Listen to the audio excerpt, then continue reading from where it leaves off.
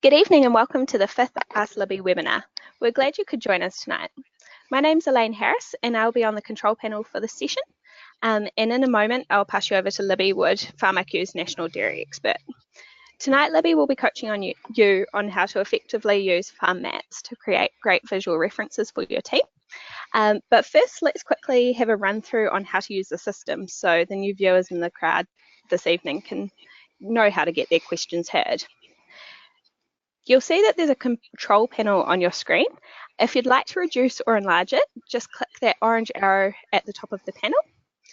In order to reduce background noise, we have muted all of the attendees. However, this definitely doesn't mean that we don't want to hear from you. We'd love you to participate, and there are two ways that you can do this. You can either raise your hand by clicking the little hand icon. Let's try this out now and do a quick sound check. If you can hear me, please just raise your hand. Awesome. Cool. We are recording this webinar, so if you happen to lose your connection at any point, no stress. Just send us an email and we'll be sure to send you the recording link so that you can catch up on anything you might have missed. The second way you can participate is through typing your questions and comments into the questions box on your control panel. Libby will be sure to answer these throughout the session or at the end.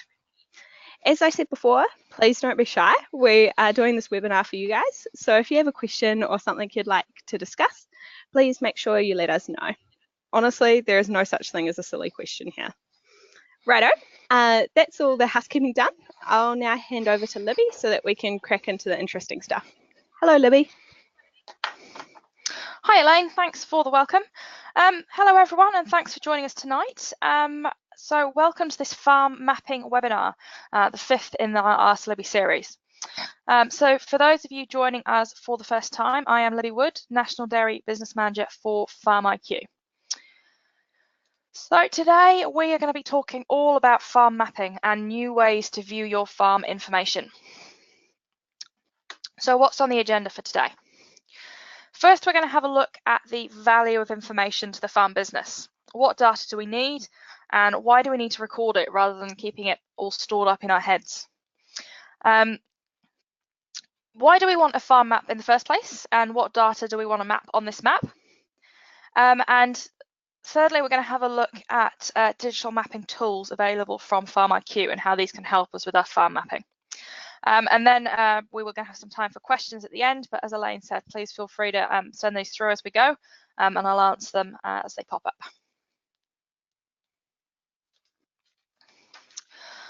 So the value of information. So a farm map is really just a way of collecting information about our farm. And before we jump into mapping, I just want to talk briefly about the value of this information. We often don't think about the value of our farm data until, say, Gypsy Day rolls around, and sometimes several years of information walks out the farm gate. Often it can be a real challenge for our new staff to get up to speed, just on all that basic information about where things are on the farm and some historical stuff. But it can be so much easier for new staff if we have a good record of historical farm data ready for them to access.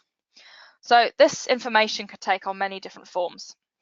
It might be a record of waterline placement or where all the electric fence cutoff switches are. It could be historical pasture covers showing which paddocks are most productive, or it could be previous stock rotations or soil test history. All of this data, we should think of it as an asset. Recording this key land data reflects what happens or has happened on farm in the past, so it can help our new staff hit the ground running after Gypsy Day. It's also a resource that anyone on farm can access, so it saves a lot of time. So obviously a lot of the information I'm talking about here is hard to put on a basic, hard copy farm map. And this is where an interactive farm map comes in handy, and that's what we're going to have a look at later on.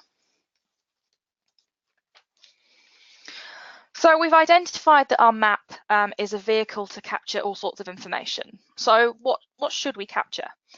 What we're going to get out of it is only as good as what we put in. So we need to focus on data that's actually going to add value and help us make better decisions. So there's things that we probably really should map, such as farm hazards.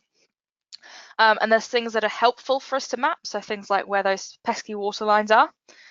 And our map can also be really useful looking forward as well. So we can use it for planning for the future, whether that's new fence lines for subdivision or planning out next year's riparian planting or maybe a new water system. So our map can help us do all of this. So let's have a few minutes just talking about a few of these things that we can record in a bit more detail before we look at some of these tools. So it sounds pretty basic, but first up, let's think about paddocks. So many farms don't actually know how big their paddocks are. So you might be in this boat and you might be thinking, well, how can I find out this piece of information? Without this knowledge about your paddocks, you can't really make accurate plans for things like fertilizer applications or a cropping schedule. Knowing exactly what areas you're dealing with helps you make more informed decisions. It's going to help get that budget accurate as well. It helps you accurately measure productivity and performance in terms of your pasture, for example. So quite a basic concept, but some really useful information that you can get just out of knowing some of the basics. So something else we might want to map is features. So why do we want to record these? Well, because if we don't, it can be a real headache when we do need to locate something like those pesky water lines. So, on many farms, I've come across this many times when I talk to people on farm. A lot of this sort of information is in the farm manager's head, and if they move on, all that information walks off the farm with them. Which leaves the new guy or gal with a lot of time-consuming detective work if they do need to find a particular water line, for example. If we record this data, it just makes it accessible to everyone and it saves a heap of time. So moving on, let's think about hazards. So this is something else that we've identified is, of course, very important to map, and we discussed this in our health and safety webinar a few weeks ago. So mapping a hazard makes it clear to your staff, makes it clear to your contractors where all of these hazards are. If you've got things in a digital map as well, it's really easy to refer to rather than having, you got it on the spot as we've got in the picture here. We can have a farm map or a phone app. And it saves you having to go back to the shed and check on a whiteboard or on a poster on the wall, for example. So really good to have those mapped. So there's a few other things that we can map now. Well, so what? Once we've got our map set up, we can actually start to build layers of information on it. And this is the really valuable part. This is where we can start to build up a paddock history across the farm. So, we can start to record information such as soil types, soil test results, pastures, crops, fertilizer, effluent, chemical, anything that we're applying to the land. We can record where our stock have grazed, so we can look at our rotations, we can look at harvested pasture or harvested crops, and we can start to actually build up a picture of costs as well at a paddock level once we start to record all this information. So our historical data helps us plan ahead and make more informed decisions. And we can start to pull different streams of information together when we've got it all in one place, such as all on a map. So we might be thinking about poor pasture growth in a particular group of paddocks. Or we could start to do a bit of detective work and we could look at our fertilizer history. It might be that area of the farm, when we look at our records, we see that it didn't get limed this year, it got missed. We could look at our soil test results and see what our pH balance is and is that affecting our our pasture growth. And then we compare that and look at our grazing rotations as well. So, is it actually being grazed more often than other paddocks? So is it truly more or less productive? Pulling that information together and seeing the true picture. So obviously today we're talking about a digital map. So what's the benefit of going digital? Why is it better than having just hard copy paper maps? As I said, we're putting a whole heap of information all in one place. So it's easy to access, it's online, everyone's working from the same page and seeing the same information. The next big benefit is that it's a living process. As you're going through and you're doing things on farm, you're recording what's happening, and it's updating it. So your information is, it's real time, it's up to date as you're recording it. And I think the best thing about it being an interactive map is one map can be many maps. We're building up these different layers of information which we can choose to see different things. So it can be a feature map, or we can look at a different layer and we can look at it for planning fences, or we can look at a hazard map, for example. So it's very easy to access bits or all of this information and be able to share that as well.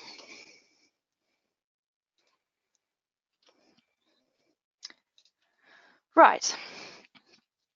So I have got a question coming in. How do I get a map set up in FarmIQ? If you just bear with me 2 minutes, I'm going to cover that in just a moment. So moving on, we are now going to have a look at the digital mapping tools in the FarmIQ software. So bear with me 2 seconds, and we're going to go into our dairy demonstration farm. So here we are. I'll just go back to my map. So for those of you that have joined us in the previous webinars, this farm's going to look pretty familiar to you by now. So it's our demonstration dairy farm. It's just loading up. And you can see when we come in, we've got our farm map in the center here. It's just loading up the rest of the imagery. So perfect time to answer this question. How do I get a map set up in FarmIQ? So we've got a few different options. So if you've got no farm maps at all, that's not a problem. We can help you. We can map your farm for you. So what we're looking at here is a farm setup. So we've got aerial photography in the background here. So we've got aerial photography for the whole country.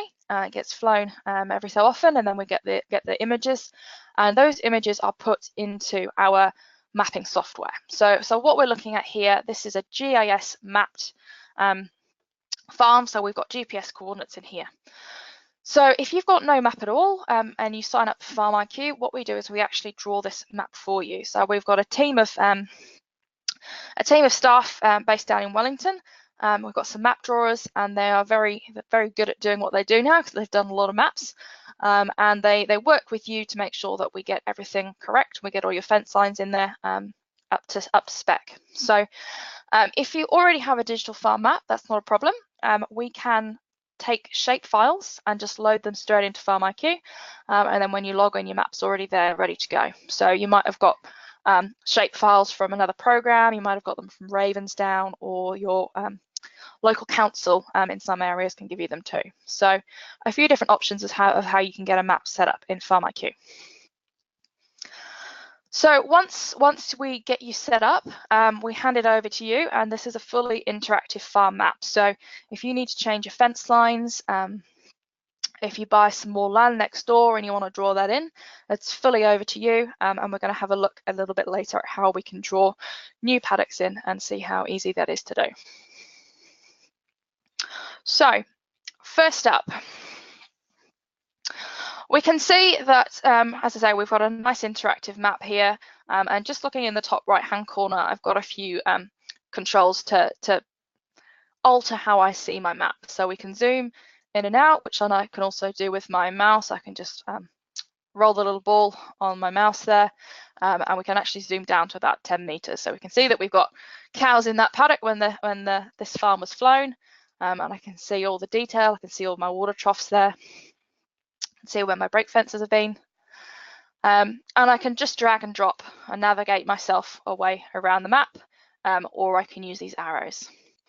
So we've got a little triangle here as well pointing north, and the reason for that is that I can actually rotate my map if I want to reorientate it within the screen. So a few options there. I just want to draw your attention down to the bottom left here, and we can see that we've actually got our total area, effective and cultivatable areas for the farm. So this is all drawing off those GPS coordinates of all of these fence lines. So we see if I actually click on just one paddock, that area down there changes, and it's showing me the area just for that one paddock.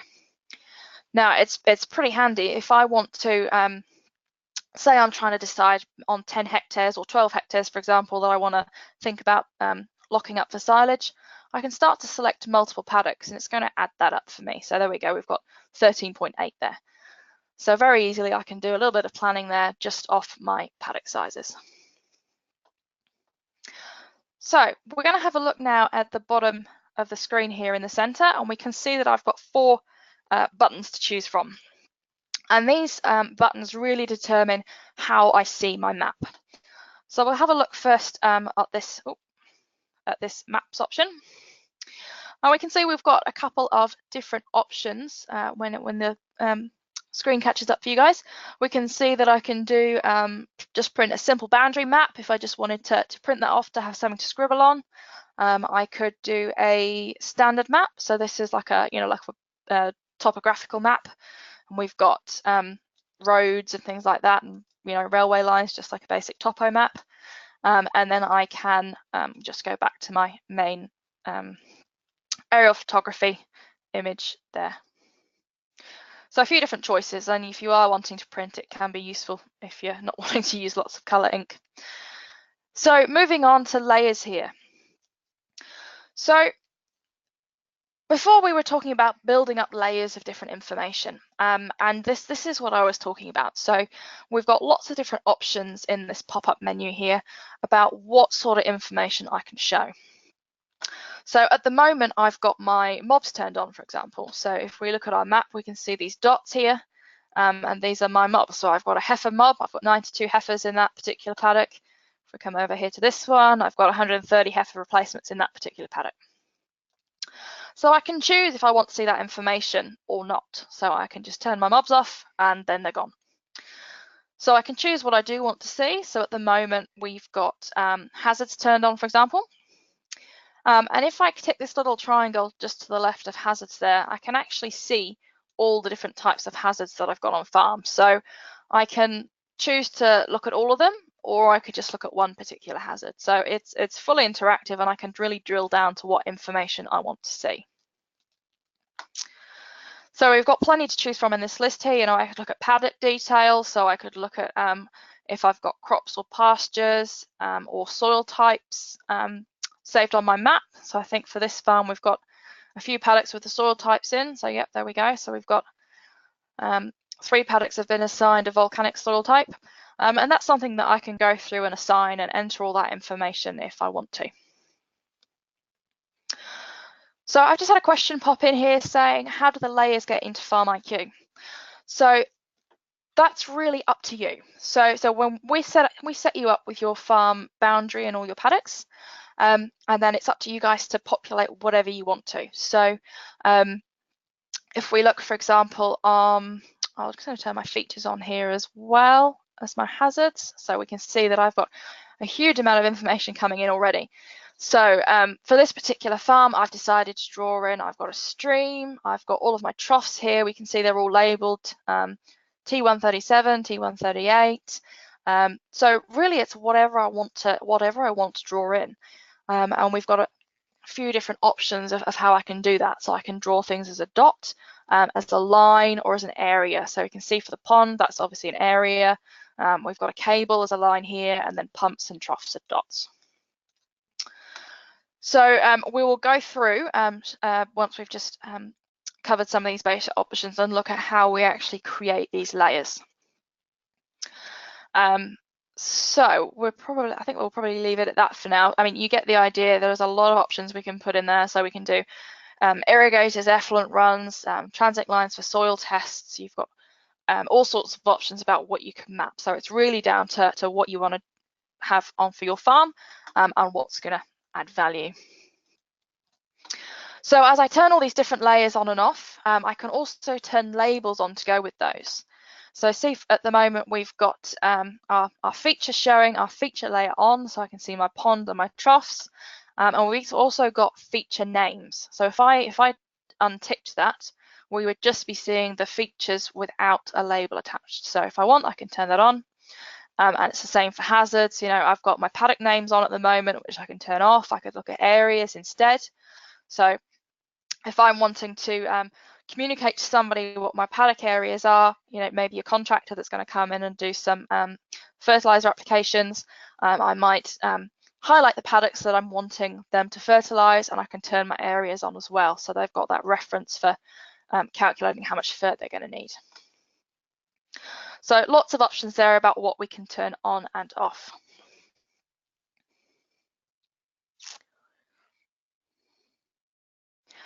So moving on to the fourth button down here. So once I've set up my map to look how I want it to look, and it might be that at the moment I'm wanting to see all of my features, and I want to see the names, and this is about the level of zoom I want to see. I can come in here and click Save View. So if I save this now, anytime I navigate away from this page into one of the other menus or an event or the diary, and then I come back to this page, it's going to be exactly as I've saved it and look just like this. And that's the same if I log out and come back into FarmIQ. When I load it up again on my web browser, the map's going to look like this when I come in. If I decide down the track that I'm not really interested in seeing features, I might untick that. I might put my mobs on instead, and maybe my paddock names, and I can go in and I can resave it, and it will be resaved with my new preferences. Perfect. So next we're going to have a look at how we can actually add some of these layers on. And what we've got is an option in the bottom right hand corner here called Draw and Edit. So when I click on this, you're going to notice that I've got a brand new menu down the bottom there. So everything's disappeared from the map. Currently we've just got our labels showing on there, but we can't see our features or our mobs anymore. We are in our drawing mode. So our new options down the bottom here, we've got paddocks, we've got blocks, we've got features, and we've got hazards. So this is where I want to come when I want to add layers to my farm map. So first off, let's have a look at the options under paddocks. So we've got in the top left there, draw exterior fence line. So this is something that I would use if I had, for example, started leasing some land maybe next door, or if we'd bought the next door farm. So this is a tool to add more land to my farm. And as you can see there, once I click on that, I get the option to draw, and it's just a case of clicking to draw in a fence line. So we'll just say, for the sake of argument, that we've bought this bit of land next door. And it's all just clicking the points. If it's not quite right, you know, I can drag and drop. It's very easy to draw those fence lines. If you notice on the pop-up box that we've got on the top left here, so as I'm drawing those points, it's actually giving me the GPS coordinates of those. So that's the GIS mapping technology in action here. So when I'm happy, I save it. I've got to give it a name. So at the moment it's called a new paddock. That's just the default. I can say, do I own it or am I leasing it? And I can categorize if this is productive or non-productive land. So, you know, it might be that I want to mark some off as bush, or I want to section off the road. But for this case, it's productive. And I can enter in my soil types here at the same time if I want to. We can see that by the GPS coordinates, we've got some areas in there. At the moment, the total, effective and cultivated are all the same. So if I'm aware that the effective area of that block is actually only 5, I can amend that at the time and then save. And that's it. It's as simple as that. I've just added some more paddocks to my farm, some more land that is now able for me to record information against. So we've done our exterior. Now let's have a look at the next one, which is draw interior fence line. So I'm going to use this tool anytime I'm drawing fences within my boundary. So this is all my internal fence lines. So this is what I'd use if I was doing a subdivision, for example. So we'll have a look at how that works. I'm just going to chop up this new bit of land that I've bought, and I'll put in an interior fence line just like that. So it's the same process. It's giving my GPS points again, and then it's asking me to name my 2 new paddocks. So it's asking for the orange one first, which I'll just leave as new paddock. We can see here that it's actually recalculated my areas for this paddock. and then I move on and name the next one. I'll just call that new paddock 2.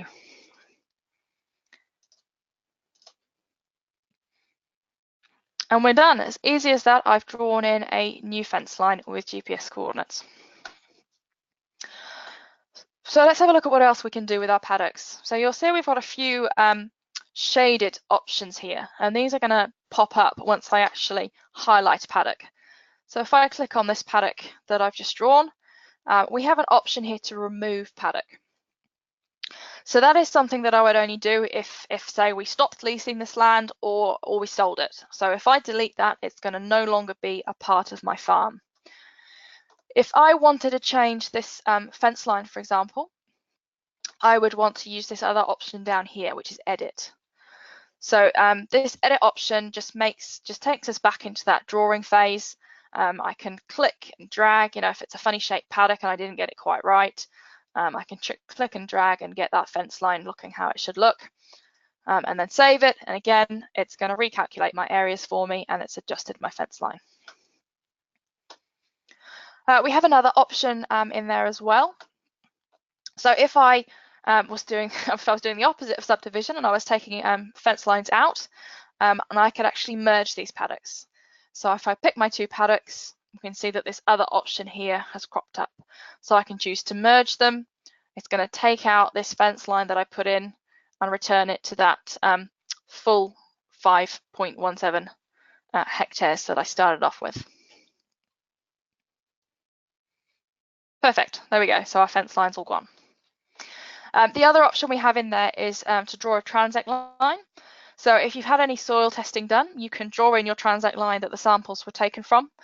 I won't show you that now, it's exactly the same process that we've done, so it's just drawing in a line and giving it a name.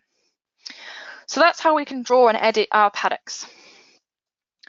Let's have a look now at the next option, which is blocks.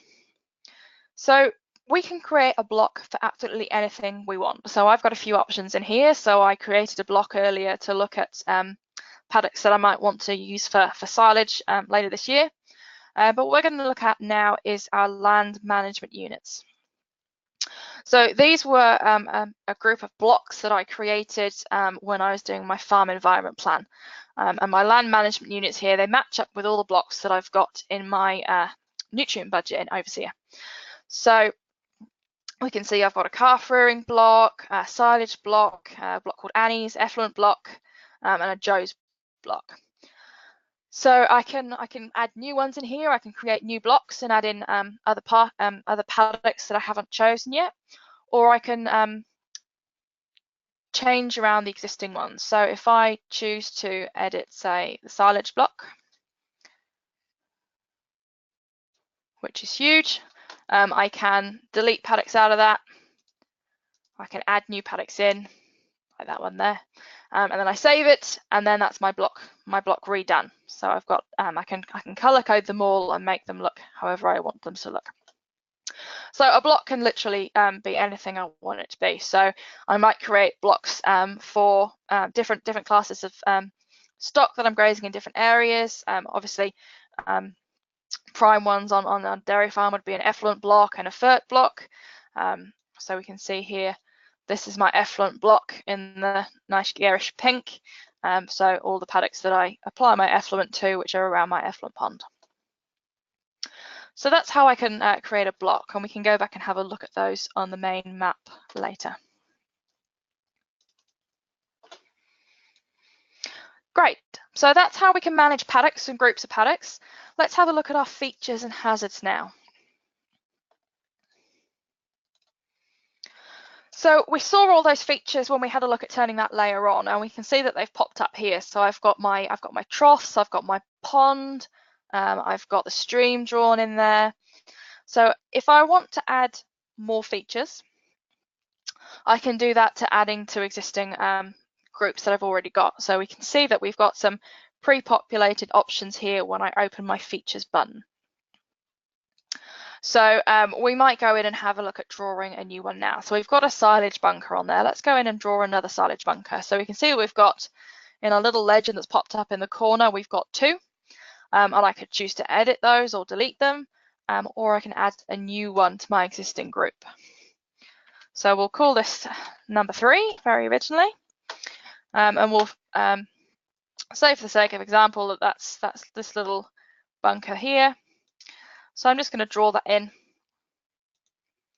Just as for fence lines, I can drag and drop. It's just a case of clicking the points. And then I saved it, and that's it. I've just drawn myself a new feature that's got a name. So we can see from the different features that I've got on here that there's a few different ways that I can draw them. So obviously my bunkers and my pond here I've drawn as a shape. So when I draw things as a shape, the system's actually going to add up for me how much area this feature is taking up. If we were to look at if we just pop back to our map and have a look at our other features to illustrate this. So there's my bunkers, there's my area, as I said, and we can see if we look in the legend in the bottom right-hand corner here that my effluent pond is taking up 0.1 of a hectare. Our silage bunkers are now taking up 0.2 of a hectare. Our troughs were all drawn in as dots, and we can see that the system is actually giving us a count, and we can see in that legend at the bottom there that we've got 78 troughs. And our third option is drawing in as a line. So if we come over here to the stream that I drew in, we can see from our key that that's just over 2,000 meters in length. So there's a few smarts in the system to be a bit more helpful, and you can choose how you do want to map these features. So great, we'll just jump back in. So we've seen how we can draw our features. If there's not an option in this list and it's something you want to draw, so we haven't actually got water lines in here, I can go and create my own new group. So I could create my water lines group here. When I want to draw it as a line, and as it's water lines, I think I'll make it blue. And there we go. Now I've created a group, and I could go and do maybe the main line that goes through the middle of the farm. So we've got a pump down at the shed here, so we'll assume that our main water line is going down there and it's going down the farm this way. So I can save that. I've now got a new group in here. I've got water lines, so I can go in and I can add more water lines to that, or I can edit the one I've done. So if it's not in here, you can go in, you can create it, and you can draw it yourself. Great, so that's our features pretty well covered, I think. The next option is hazards. So I'm not going to cover this in too much detail because essentially it works exactly like features. So we can draw things in here as a dot, so we've got a pump there. We can draw things as a line, so we've got some overhead cables there. And we can draw things as an area, so we've got our 2 effluent ponds drawn in there. The key difference about drawing something as a hazard is that once you've drawn it as a hazard on the map, it is automatically going to go into your hazard register, which is under the health and safety tab at the top there. So all of those things that I've mapped are going to go straight through to this register. So there's a huge bonus there in making sure we actually map our hazards as hazards. And as we said before, it's really important that staff and contractors are able to see where your hazards are on the farm. So putting those on the map is a really easy way to share that information. Great, so that's how we add on to our map in terms of drawing layers. So we've got a little bit more to cover before we get to our questions section. So let's have a look at the other buttons that we haven't talked about yet in the bottom right. So we've got a measure option down here, and you'll see that this has opened a little window for me in the top left. So this is a really good tool for planning. So if I was, say, planning to put in some more water troughs, I might decide to put troughs in at this end of the paddock here. And we know that I've got my main trunk line going down here. I may be wanting to figure out how much alkaline I'm going to need to get from my main trunk line down to this trough at the end.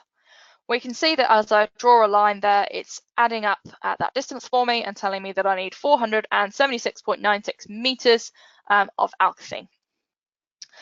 This is a one-off tool, so once I get rid of that, it's all gone. It's just a case of measuring things ad hoc, and it doesn't just have to be a distance. It could be an area. I may want to know, I may be thinking about, say, break feeding some of this paddock, and I might want to know how big an area it would be if I did, say, a third of the paddock, so I can add that up, and it's telling me that that area will be 1.59 hectares. So then I know when I'm going to go out and walk that fence line to do my my brake fence, to put up my brake fence down there, I'm going to be walking about 181 meters down this fence line. So as I say, this is a one-off thing. Once I exit out of that, it's gone. If I'm wanting to do some planning and see distances and areas and be able to go back and refer to them, I could draw that as a feature. So I could do I could draw in proposed water lines for 2019 water troughs, and I could draw that line in just as I did here. I could draw that line in, but I could do it using my feature tool, and then I can save that as my proposed water line, and then it's something that I can turn onto the map at any point and refer back to. So that's how I can use it as a planning tool.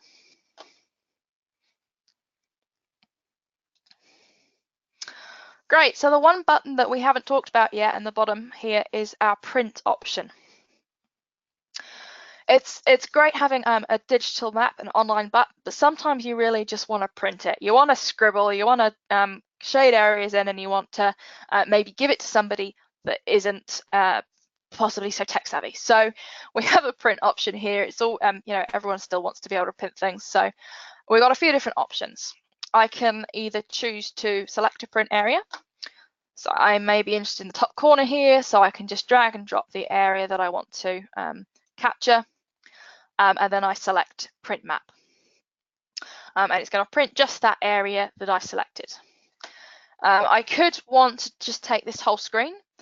So I don't look at my select print area, I just open it, and I might choose landscape so that I get this window here really filling up the page. And let's think back to that example. I might be wanting to communicate to a fertilizer contract. So someone's going to come out and apply fert for me. And what I might want to communicate is that I want these paddocks here. I want them to come out and put lime on those paddocks there. We can see that I've got my areas showing already. I could put things like paddock names on if I wanted to. You know, I probably don't want them to see where my mobs are. They don't really need to see that, or the features. I might want to turn my hazards on. So I can customize how I want to see this map before I print it, and then I can I'll put those on, and then I can choose to print. I'll ask it to print now, and you will be able to see the preview that comes up.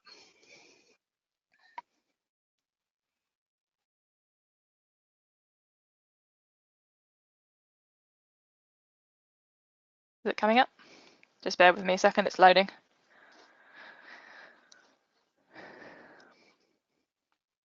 My internet seems to be a bit slow tonight, so we'll come back to that one. So once I've got my print preview up, then I can actually do a few different things with it. So, oh, here we go. Now it's coming.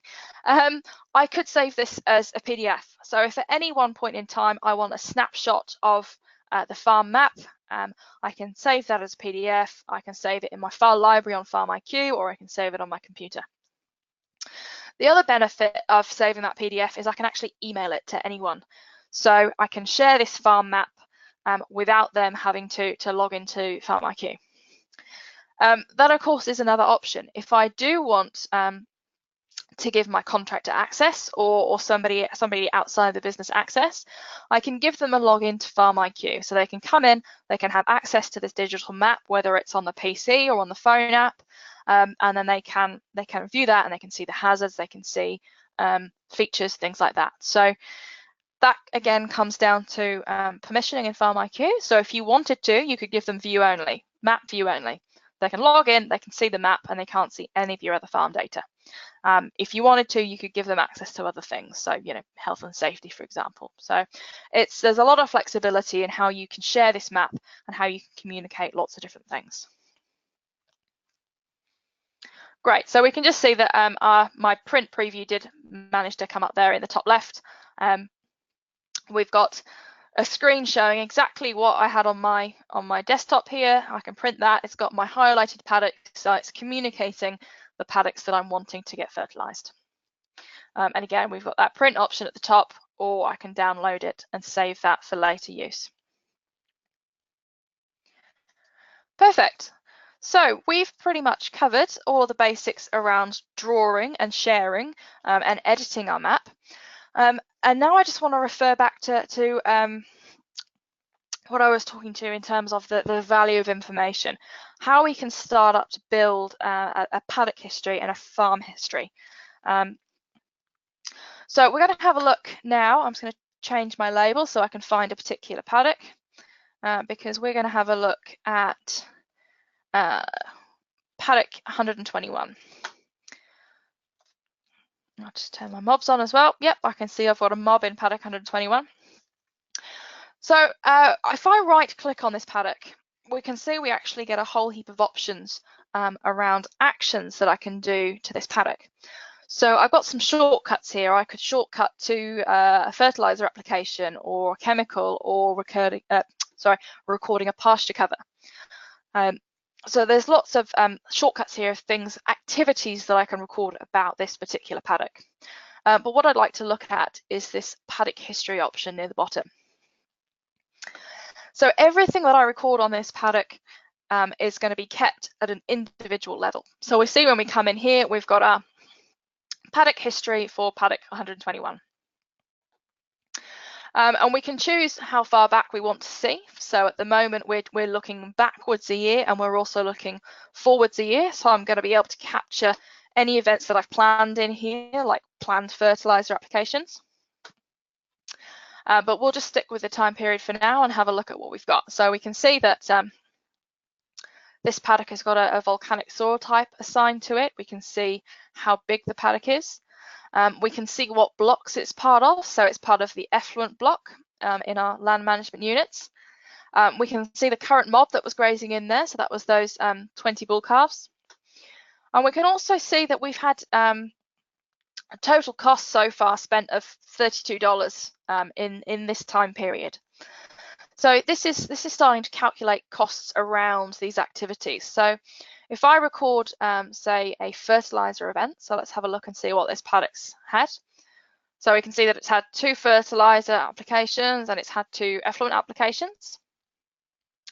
If when I'm recording these events, I'm actually putting costs in as well, so it could be the product cost of my fertilizer, it could be labor cost, it could be machinery cost, and that is actually going to start to total up every time I put that in there and show me the total under my general details at the top there.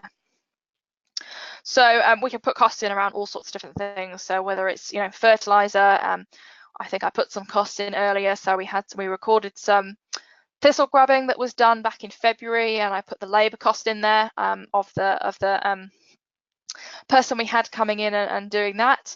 And it could be cost around machinery cost for sowing a crop, for example.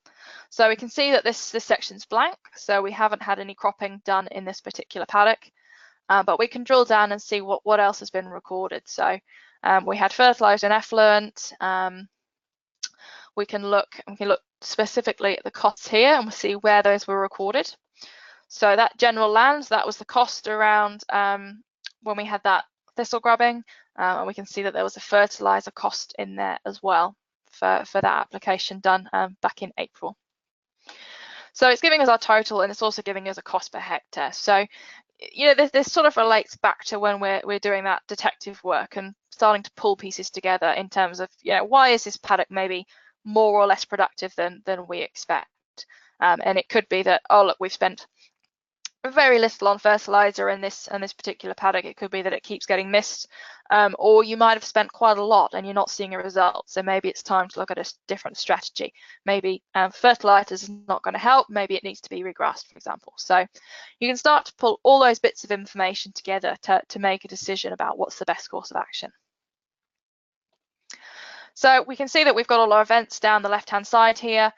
We've got notes and attachments as well. So if you've got any any documents, any dockets, and if any sort of information you want to apply to a particular paddock, you can do that.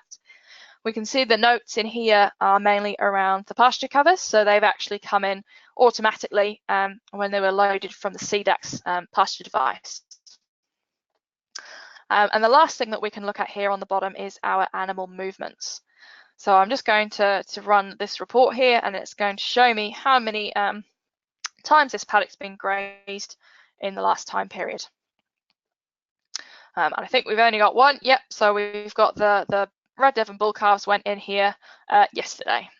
So we can see when they entered, and when I move these animals out of the paddock, we'll have another line and it will tell us the date and how many left that paddock as well.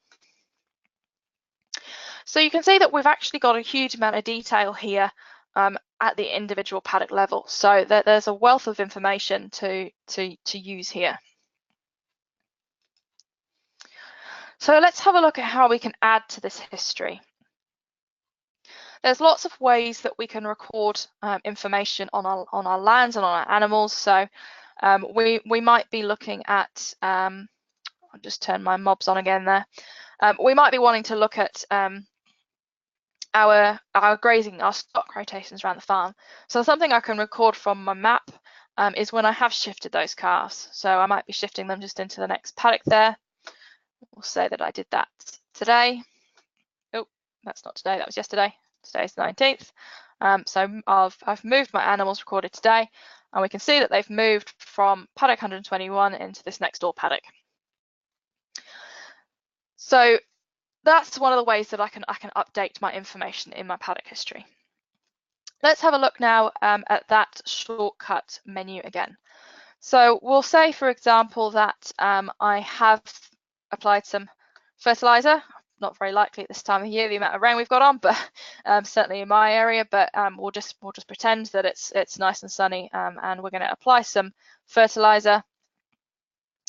And we'll see that when I've right-clicked on that fertilizer shortcut, it's taken me to the fertilizer recording page, and it's actually pre-populated my event here with those 5 paddocks that I chose and the total area. So it's saving me having to choose from a list of all my paddock names or numbers. So it's making life a lot easier. So I can go through and I can record, and so in this case, the fertilizer, when I did it, how was it applied, where did it come from, was it Balance or Ravensdown or whoever. And then I can put my details in here about what I've applied. So in the system here, we've got pretty much all of the products on the market that we're aware of. So I can go in and I can pick whatever I applied, whatever it might be. I can choose from my inventory if I've got my batch numbers in there already, and I can put in the details of how much I applied, and the system is already going to give me a breakdown of what nutrients are in that fertilizer, for example. So we've got a price that was in there that was just a stock price that we had from the list.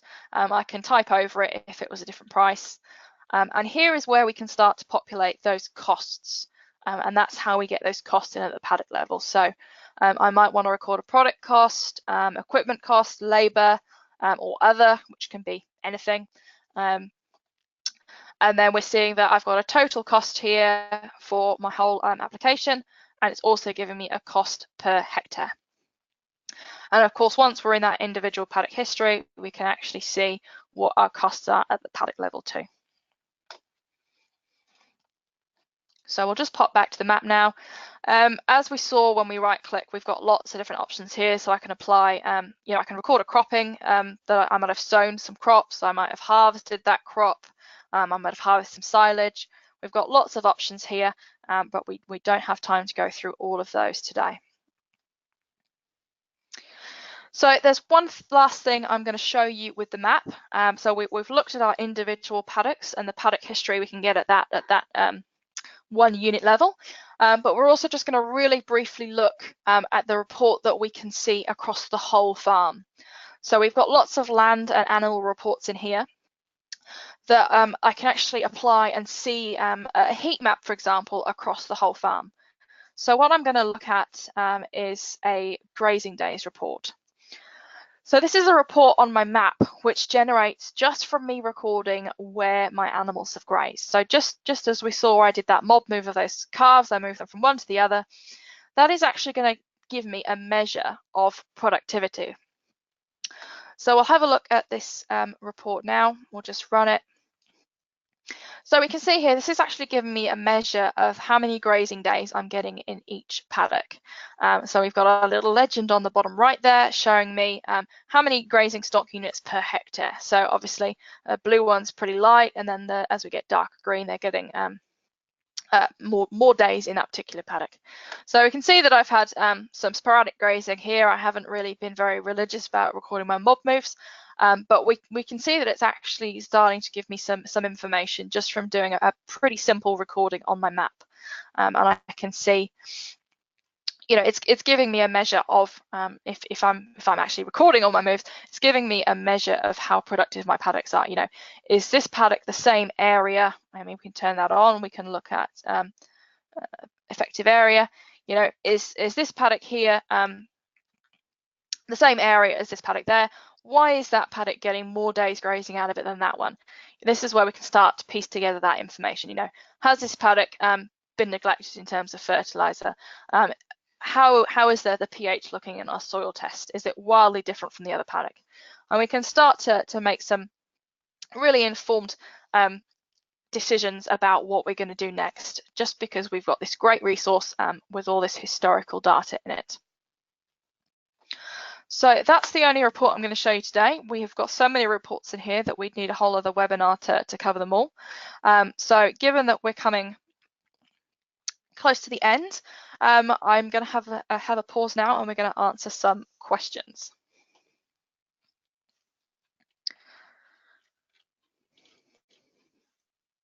So just bear with me a second, please. I'm just opening the questions box. So question here, how do the layers get into FarmIQ? So as we can see, we can draw a lot of those layers in ourselves, and then they will be available under this layers option here.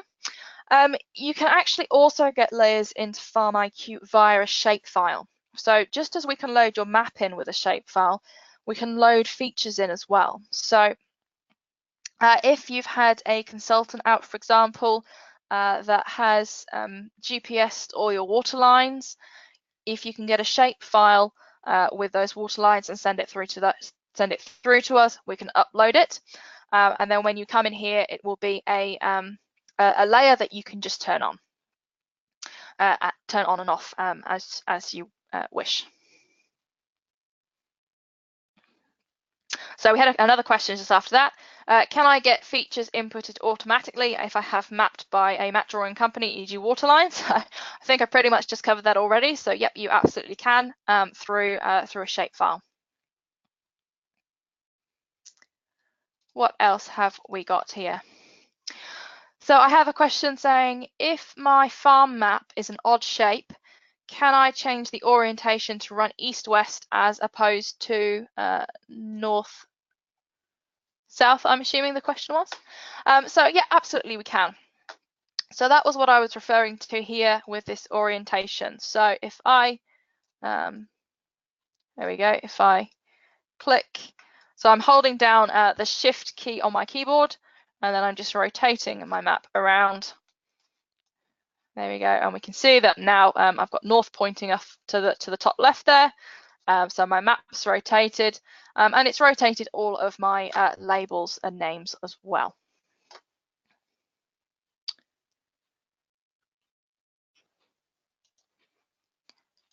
Great, so we have a few more minutes if anyone else would like to send some more questions through.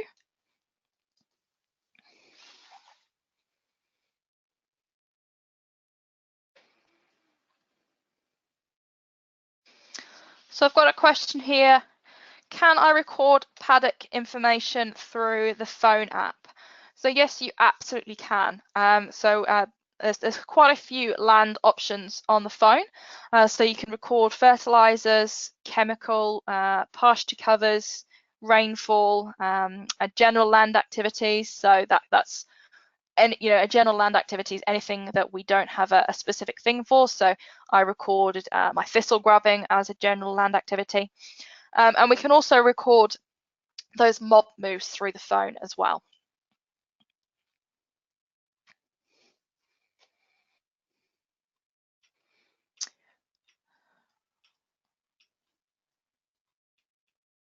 Just checking our questions box, please bear with me.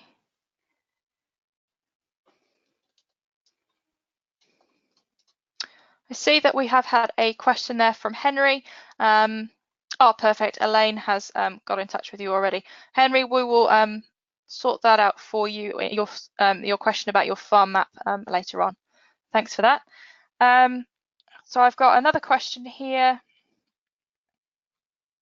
What mapping can I see on the phone app? So on the phone app, you can see the map very similar to as it looks on the screen here. So you come in and you'll see your boundary and you can see all of your paddocks. And then on the phone, what you can do is you can turn on either your features or your hazards or both. And you can also see your paddock names, you can see your feature names and your hazard names. So you can turn those on the phone on and off as desired. And you can also GPS locate yourself on that map.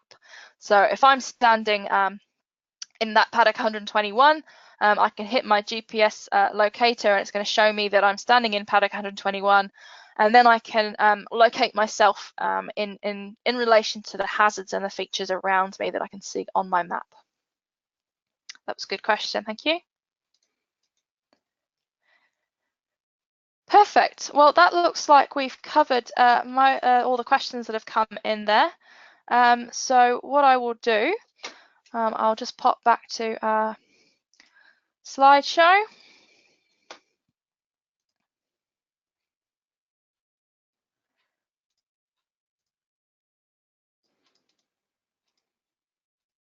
We've just come to the end now. So thank you for all of those questions. So just to summarise what we've covered today, so we talked a bit about the value of information, why we don't want it all stored in our farm managers' heads before they leave the farm. We had to think about what we might want to map and how to do that. And we talked about the usefulness of building up a paddock history. And then we looked at how we could do all of that and more using the FarmIQ mapping tools. So the only thing that remains is to remind you that we've got our last webinar in this series coming up on Thursday, the 2nd of August at 7 p.m. And the topic will be scheduling. So we're going to be talking all about farm plans, whether that's an animal health plan or a cropping plan or a breeding plan. We've got lots of different options that we'll be talking about next time. So please do join us for that, and thank you for joining us tonight. If you do have any further questions after the webinar, please feel free to send those through and we will answer those for sure. So thank you for listening, and we will see you again hopefully in 2 weeks. Good night.